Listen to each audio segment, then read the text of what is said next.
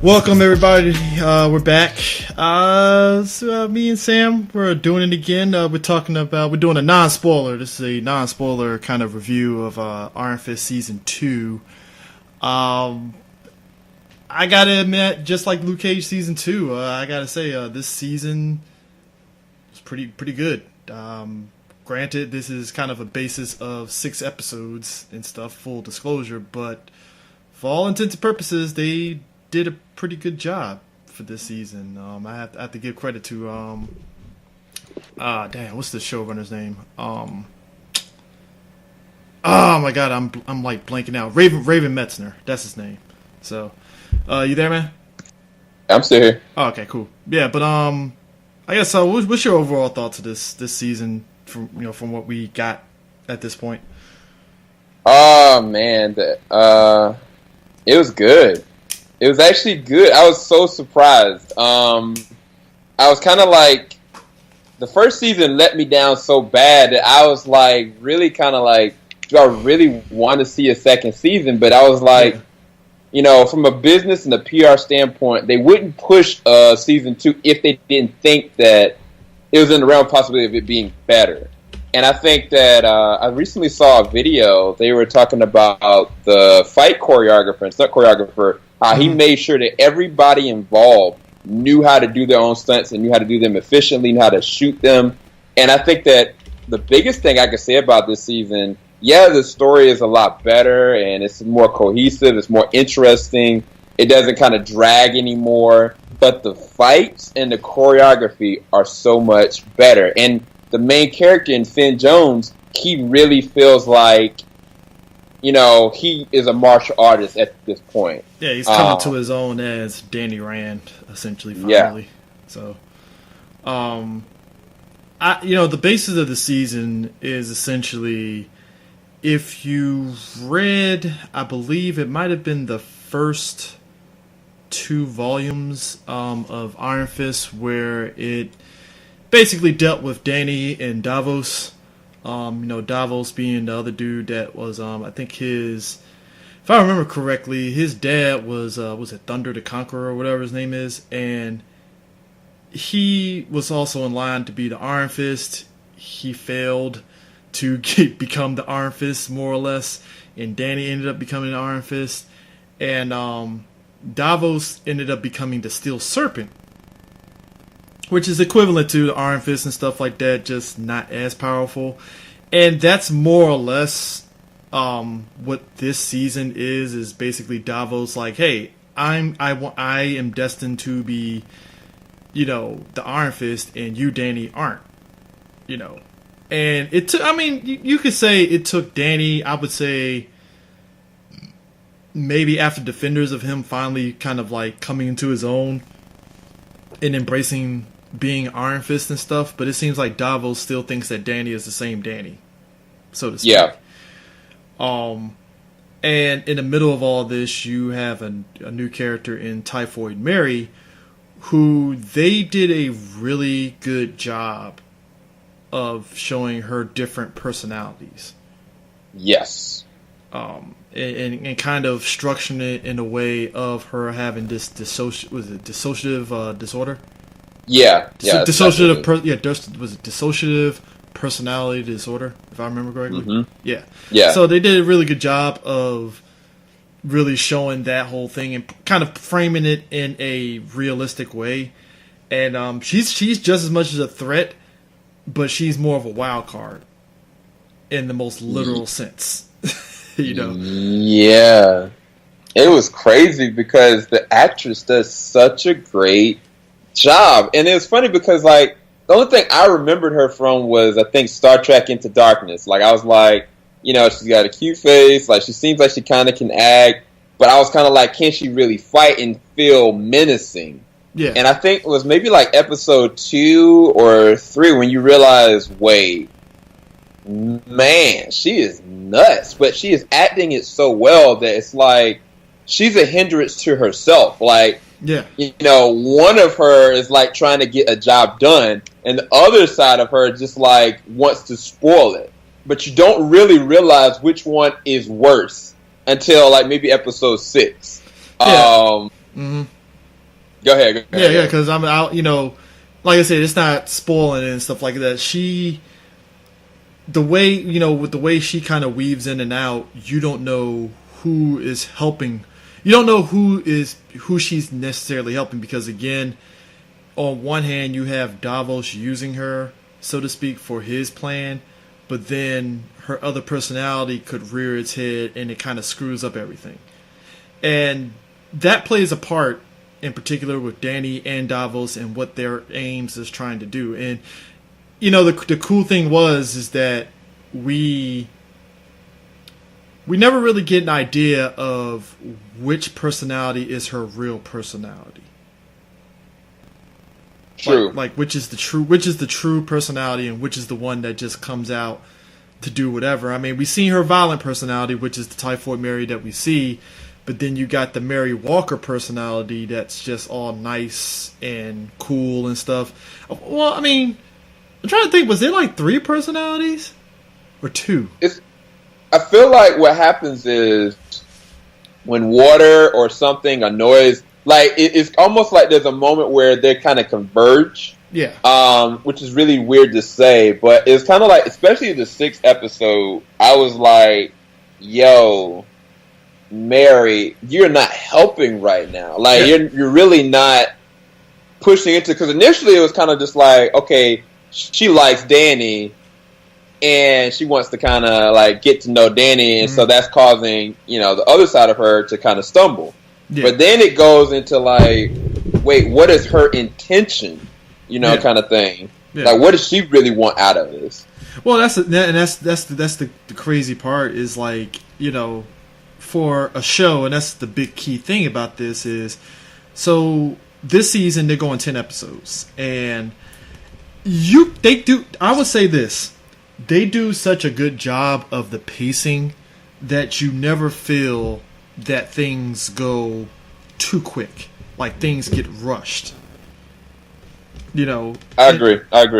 And I think that's a benefit to what they're trying to establish with Dany and what they're trying to do with his story, because in the middle of Dany Davos' situation and stuff, Dany is establishing a relationship with Colleen, and Colleen, she still is troubled after the debacle in Defenders when she killed God, wow, I am like screwing up names here. The guy from The Hand? Yeah, I forgot his name. What is his name? God, man. But yeah, she's struggling with that, and she basically was like, I'm putting my sword down. I'm not doing this. And she's essentially helping out in the neighborhood, so to speak. Because as we pick it up and stuff, Dany is helping out people in the neighborhood and stuff. Oh, Bakudo. Yeah, Bakudo. She killed Bakudo, and we saw a little bit of it in Luke Cage season 2, where she's helping Misty recover and stuff. But it's really in this series in particular that we kind of see her where she's at. She's helping people through this organization where they basically help other people get housing and all that stuff. And you can tell while she's doing that she misses being in the action, so to speak, a little bit. Like, there's a little bit of like getting accustomed to this new life now, because that's all she knew was the fighting and such. Yeah.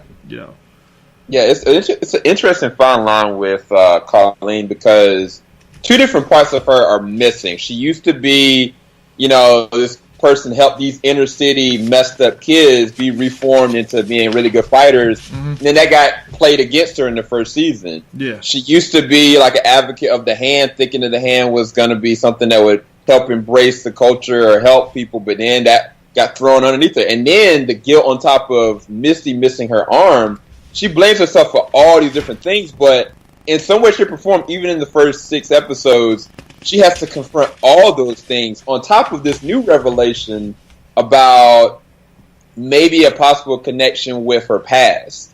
And it's like, it's really good storytelling, because I'm very intrigued about this not being like kind of a side story. Like, it all interweaves into its own thing. Kind of like even with Dany. Like, Dany this season, like, he is a better person. Like, I mean, it's not just Finn Jones is a better Iron Fist. Like, Iron Fist as a character is way more well-rounded. Like, he's more likable. He's more put together. But he's also dealing with, the embrace of utilizing the Iron Fist. Like, how that can become an addiction. How that can become an identity crisis, as it were. Like, him losing his temper again. But not as much as him being a child with it. But, like, this is the reality of the situation. Kind of what Luke Cage is kind of dealing with in certain different ways. Yeah, and then that was the thing, I'll have the link attached to it and stuff. That was the thing that Raven was saying going into the season, is that, like, they really went into it kind of like, all right, look, this is who Danny is and stuff, and we're not, because, I asked him straight up, and you'll see it in the video, about, like, did they take anything from the first season? And what Raven was saying was like, no, look, the first season was what it was, but you could tell that he's really drawn a lot of stuff from the comics and where Danny is and stuff like that, of being the actual Iron Fist. Because, and I know some people with the first season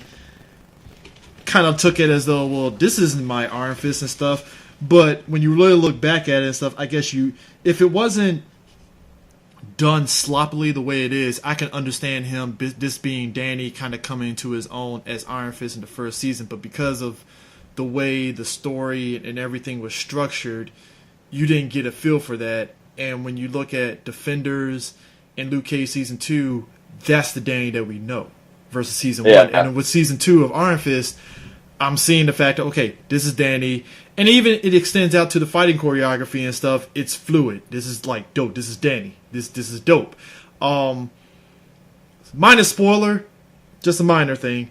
At one point, well, you know what? No, I'm not gonna spoil that. No, not gonna do that. No, I'm not gonna do that. No, because for me to do that, that would be stupid. No. But like I said, everything where you see with Danny, you're gonna be like, oh, okay, that's Iron Fist. That's Danny Rand. And right from where, he's helping these people move people from these buildings, and one of his coworkers is like, well, why are you helping me? You're rich. He's like, no, that's just my money. I prefer to help other people and stuff. And that's Danny in the comics and stuff. Because Danny in the comics, if you read up with him and stuff, at one point he ends up selling his company and runs Hero for Hire through his money that he already had anyway. He's basically, if you look at Danny is essentially Marvel's Bruce Wayne in the loosest of sense in terms of the money that he has. So, it just, and I ain't saying the demeanor, but just the money and how he's using it and stuff, so to speak. So, like I said, Danny has his whole thing. Colleen's dealing with her situation of whether she wants to get back into the swing of things. Misty actually factors into it in a very cool and unique way, because, and this is where I feel maybe this takes place after Luke Cage Season 2, because Misty is already on the police force and she's still dealing with where she's at on the police force too. And her, I won't say she's leadership position, but she's still higher up, and she's investigating things that's going down where Danny and Misty are. And stuff in Hell's Kitchen, so to speak, around there. So she intertwines it, and there's a very good scene where I would say this show makes a huge case for a Daughters of the Dragon miniseries, so to speak, because at one point, Colleen and Misty fight these three chicks. I forgot who they were. Is it the Daughters of? I want to say the dragon. No. Misty and Colleen are Daughters of the Dragon, but the three chicks that were helping out. Those tattoo chicks. Yeah, they fight them, and it's actually a really good scene. It goes about as much as it goes the way that you expect it to be, but they really continued that dynamic that you saw in Luke Cage Season 2 of Colleen and Misty and stuff, even beyond that bar fight.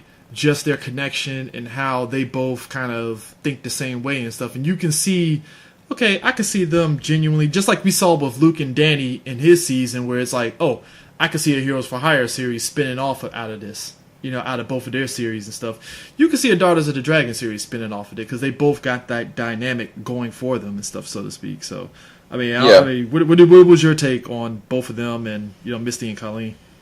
Yeah, I think that in Luke Cage season 2 and in Iron Fist season 2, they have a lot of great chemistry together. Like they are slowly becoming best friends, just like Luke and Danny are becoming kind of really close. And I think specifically with Misty being on this show, I didn't think it was gonna fit, but it does. Like, and maybe I don't know if that's a credit to the actresses or not, but like Misty just kind of blended in very well, and I definitely do think that this does take place right after season 2. It's something that Misty and Colleen had this conversation while they were in the car about promotion or whatever, and I think that it was alluding to the promotion that Misty was already talking about in the end of season 2. Cage. But I do like their moments together. I think that what will be interesting to me is if at the end of the season, Misty helps out Colleen uncovering this whole part about her past, because then that could bridge into this other story arc that only Misty would be able to understand, because Misty is really good about figuring out stuff and figuring out cases and missing pieces to puzzles. I mean, if they get a miniseries based off that would be dope as hell, honestly. Yeah, I think that if they do something like that, that'd be really great. I don't know how Heroes for Hire is going to work until after we get like a third season of Iron Fist and Luke Cage. I really don't know how Heroes for Hire is gonna fit though. That's the only thing I'm kind of trying to figure out. It will have to be like, how does Luke Cage come out of his season with him kind of overseeing all the drug trafficking and stuff in his neighborhood, so to speak. But I will say this 10 episode experiment that they're doing with Iron Fist season 2, if it sticks to landing like I think it is, I think that should be the template from every season going forward. If it sticks to land, because 6 episodes in, it's doing very well. I don't feel that they rushed any of the story points, and because like I said, most people might look at this and be like, well, we don't know much about Typhoid, but they give you different, over the course of the 6 episodes and stuff, so to speak, they give you bits and pieces of her background. Like, just a slight spoiler, she was former military. And that's where her dissociative personality disorder kicks in and stuff, because she was running black ops and stuff, and that personality kicked in, and just everything about her, you get little bits and pieces for. And like I said, we left off where we left off. We don't know where it's going to go. But I also feel they've done a good job of balancing everybody, because to switch gears for a second, the Meachams. Yeah. You got Ward, who is still, he's going through AA, but he's kind of like wondering whether AA is even working for him. Yeah. Is it really, like, why am I here? What is my purpose? And then on the other end, you got Joy, who, if everything that happened to her, which I think if you look back at season 1, the Meachams were really the big sticking point in season 1. It was actually great writing for them. She's struggling with the fact that she lost everything. She lost her dad twice. Everything is just in disarray ever since Danny came into her life. And Joy coming into this season is just in a sense of, she's putting on a front, like she's really just wants to get out of it, but it's really more to it than that. Not going to go into spoilers on that, but they do a really good job of where she's at in the story and how she progresses. And hey, I'm curious to see where she ends up at, honestly. Yeah, their story arc was actually really interesting as well. I think that they definitely do something with Joy in this one that makes a point for Joy. I felt like the first season it was kind of just like man, what is the point of this, like, right now with this character? Like, and the thing about it, the character Ward and the actor that plays him is probably one of the best actors on all these Netflix Marvel shows. Like, he's got that timing, he's got that acting prowess that, like, I'm just like, yo, like, you're being underused. You know what I'm saying? Yeah. And it's they definitely utilize him very well in the scenes they give him this season, and they do more with him because they allow him to interact with other characters. There was one moment where I think he interacts with Misty, and it was kind of just like Misty kind of looks him up and down, and like he looks her up and down. It's just like, this is so weird, but it's interesting. It's finally interesting. I think that's one thing I can say about season 2. this is very interesting. It's engaging. It's action packed, and it's not like you're missing a step. I think to your point though, for something like Luke Cage and this, I think that definitely works for the 10 episodes. But something like Daredevil and Punisher, I feel like those would service to have 13 episodes. Even I would say Defenders would do better with 10 episodes than 8. Well, eight was the sweet spot for something like that. So you know something was going to eventually kind of go off differently than that. But yeah. But I definitely feel like something like Daredevil. I feel like I would be sitting there watching him like, yo, I need more. Oh yeah, I mean, and you know what the crazy part is? Okay, so we talked about the Meachams and their stuff, Danny and Colleen and Misty, Typhoid, Davos. The whole in the middle of all their stuff, they're trying to prevent a huge gang war that's going on. Yeah. Between the triads and some of the other Asian gangs around there and stuff. And I will say this. Some of the gangs, they do a good job, at least with some sort of characterization of what they're really after. Because I think one of the gangs, I believe one of the leaders, he was in Iron Fist Season 1 working with Madame Gao. And you see with Madame Gao gone, it's kind of, a void is kind of missing, so to speak. Because Madame Gao is kind of in the wind at this point. So at this stage, there's a lot of gang activity kind of creeping up, and Danny is stopping it. And in the middle of them dealing with all that and stuff, like I said, Danny is still dealing with him and Davos, who, I will say this, Davos is really good in this series. Compared to the snippet that we got in Season 1, he's really good in this. You get that he's a threat. Yes. But in the way he goes about it, it's a very sound and logical thing because, this isn't really a spoiler because it's in the trailer, but we get a bit of a backstory on Davos. And what I felt was interesting was the fact that you would think it would be his dad, that would be more harder on him to win. It's his mom. Yeah. That's hard on him to be the Iron Fist when we see the flashback. And like I said, this is not really a spoiler and stuff, but when you see it, you're just like, huh, that's a different dynamic. Usually the mom is the one that's sympathetic and all that, but no, it's the dad that's there. And yeah, his dad was Lakon the Thunderer. So yeah, it's kind of interesting how in this situation, the dad is the one that's interfering, and the mom is just like, you should have did better. And you can see that with Davos because he's a bad guy through and through, but there is a bit of nuance to him, so to speak. And I think they do, like I said, when you, it's kind of like Bushmaster, so to speak, where Bushmaster, he's a bad guy, but there's nuance to him. There's a rhyme and reason behind he's doing it. I would say Davos is a little bit more subtle chaotic than Bushmaster was. Because Davos is just as much, I'm going to kill you and take you out. But you know full and well that the thing that happened between him and Danny could easily be hashed out through talking. Which, again, that's something the show does put out there and stuff. And when you see the episode in particular, it's interesting how that goes. Yeah. Yeah. Because any obvious... Because think about it like this. When you watch the show, any obvious answer that you think well, why didn't you do this? The show actually does a good job of addressing it. You asked that question. All right, cool. Bet we'll give you a scene on why that is.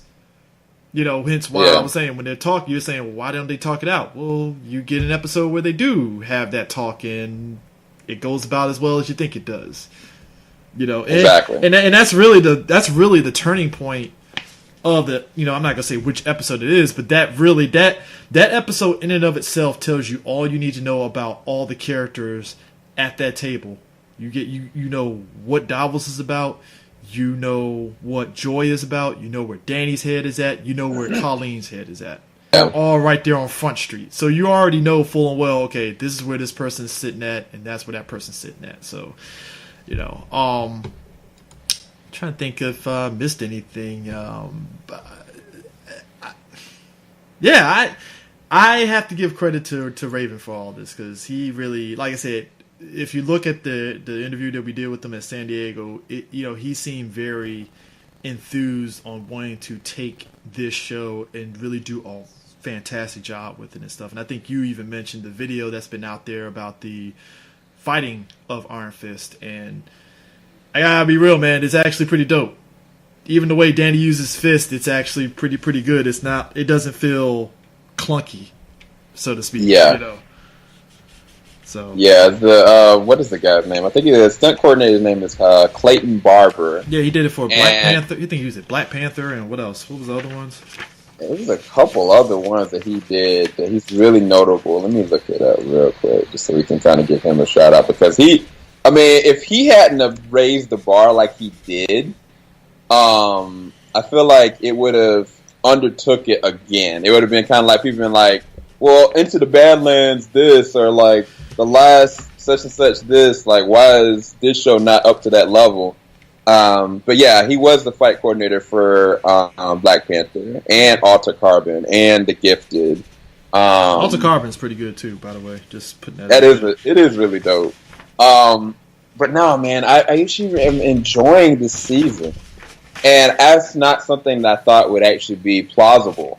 And I encourage you guys, if you're listening to this and you're kind of like on the fence, I think it's safe to say you're going to coast in just fine, man. I think you're going to come out of it really hyped, excited, and thrilled about what's actually happening, instead of feeling like dulled or like constrained. If I could say anything else. Oh yeah, I mean it does everything it is. Like I said, from Jump Street, like I said, we only got the first 6 episodes, but I still feel that that's a good idea of how the season's going to go. But I really feel that they did a phenomenal job with this show.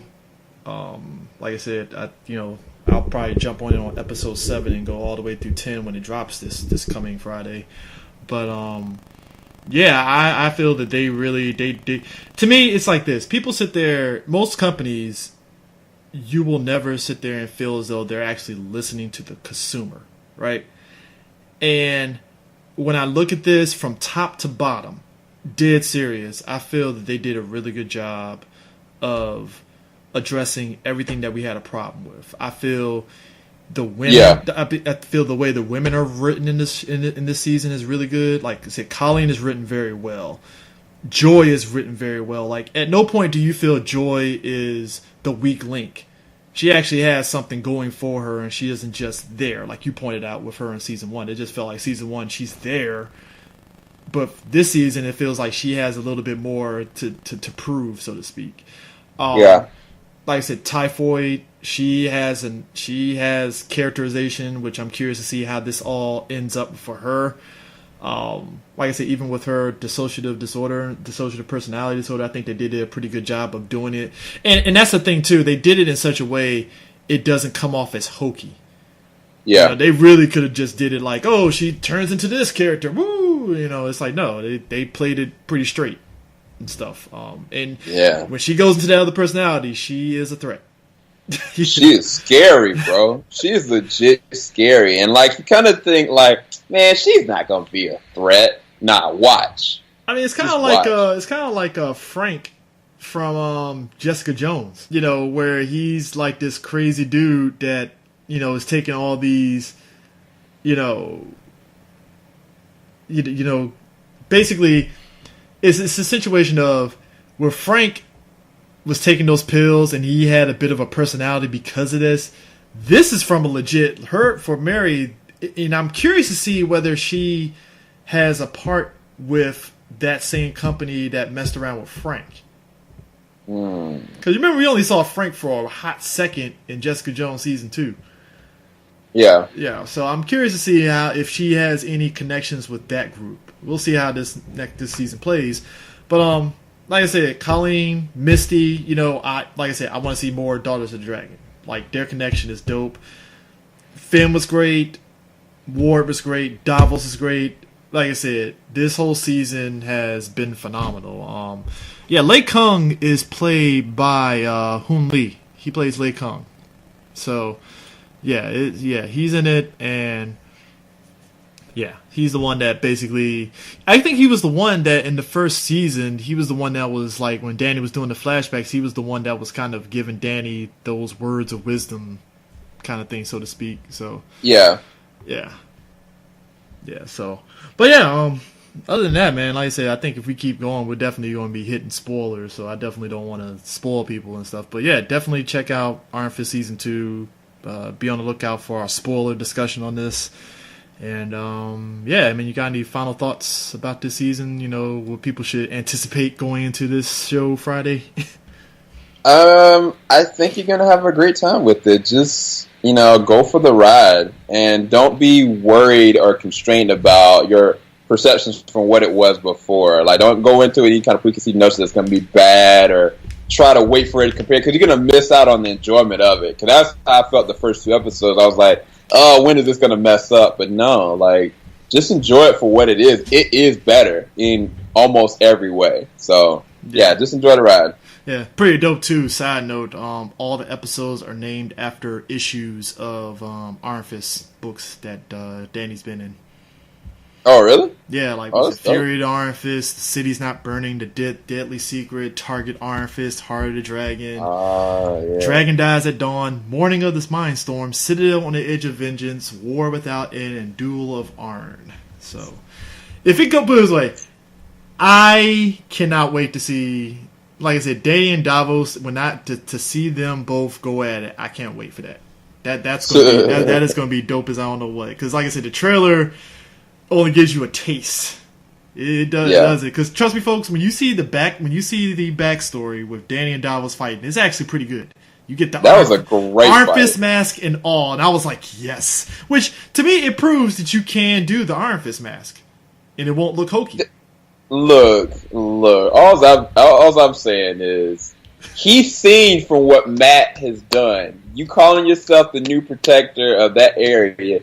Don a freaking mask, dog. Like, do it. If the end of the season ends with him a mask, I might give the season a 10 just because yeah. I saw the mask, I was like, oh snap, let's go. Yeah. Let's go. So yeah, definitely. But yeah, anyways, man, thanks for jumping in on this and stuff. I guess we will catch you guys later.